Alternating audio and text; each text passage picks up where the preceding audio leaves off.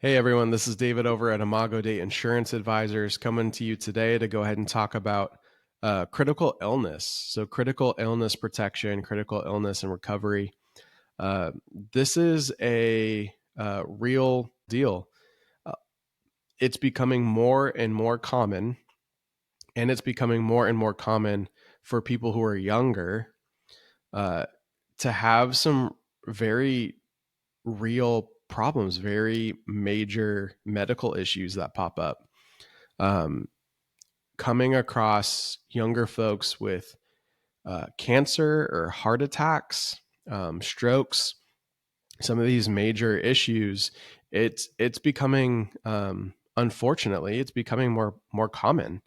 And I think that most younger folks we're just not anticipating that something like this could really happen to us.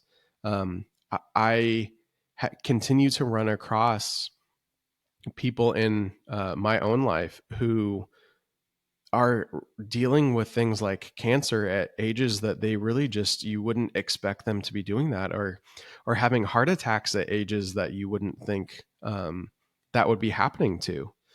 So the need to have an additional layer of coverage, an additional layer of protection for these things is becoming vitally important to people. Like we've said before, medical costs end up being one of the most major reasons for bankruptcy in the United States. It's something like almost 70% of bankruptcies. I think it was like 66% of bankruptcies are because of medical expenses. So having something in place to help cover those things is really important. A lot of times there are just outrageous expenses that come through. So one of the things that you can do that gives you another layer of protection, that's something that's relatively affordable, are things like this critical illness protection, one we have here through Manhattan Life. So what is a critical illness protection?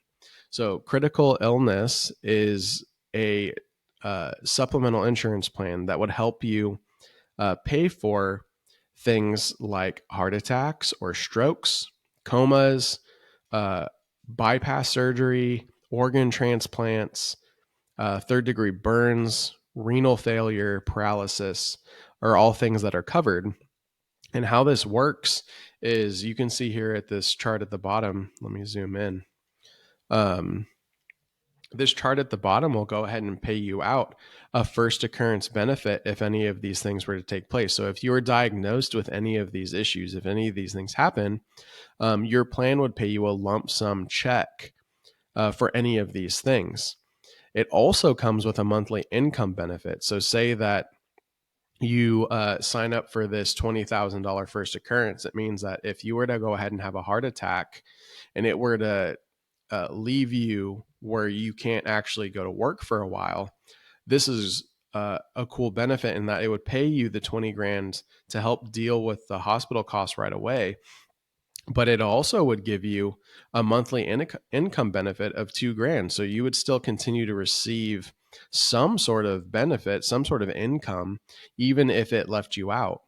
Um, it also comes with a reoccurrence benefit. So meaning that, say that this is the first time this happens, say you have a heart attack, um, and say that you're good, but something happens and you have another one later in the year, you would actually get that benefit again, just at this reduced price, but you would still get paid.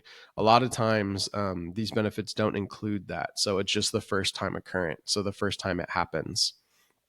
Um, you can add on to these plans. You kind of pick these different pieces. So hospital confinement. So if you're in the hospital, to pay you $300 a day. If you end up having to use an ambulance, 250 if it's ground ambulance, 1,000 if it's an air. Um, has a transportation benefit. It has a lodging benefit. So say you have a major heart issue and you have to fly to Florida to go ahead and uh, have your heart looked at, you would get a $70 check a day to help cover some of those costs. Obviously, in that case, it wouldn't cover everything, but it may help to lessen the load of having to stay at a hotel for an extended amount of time, or your spouse having to stay there for an extended amount of time. Um, there's a handful of options out there in regards to these types of plans. There's multiple carriers that carry very similar things, but these plans ultimately exist as a way to help mitigate costs in case something catastrophic were to happen. So they tend to be cheap.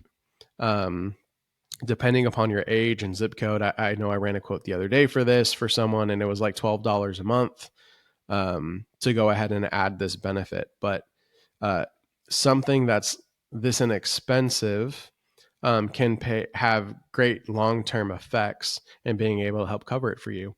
You may have money aside and something like this is unnecessary, but if most people, I think statistics are like 3 out of 4 people are living paycheck to paycheck. If you were to have a major medical issue come up, you probably don't have the funds on hand to be able to pay for that. Or even if you do, you just may not want to use those funds for this purpose. So having something like this critical illness plan would go ahead and allow you um, to have your finances protected in case of an emergency. So, if this is something that interests you, if this is the type of thing you want to discuss deeper, please reach out to me. I'd love to talk to you about it and see if this is the right fit, or maybe there's something else that would be a better fit for you.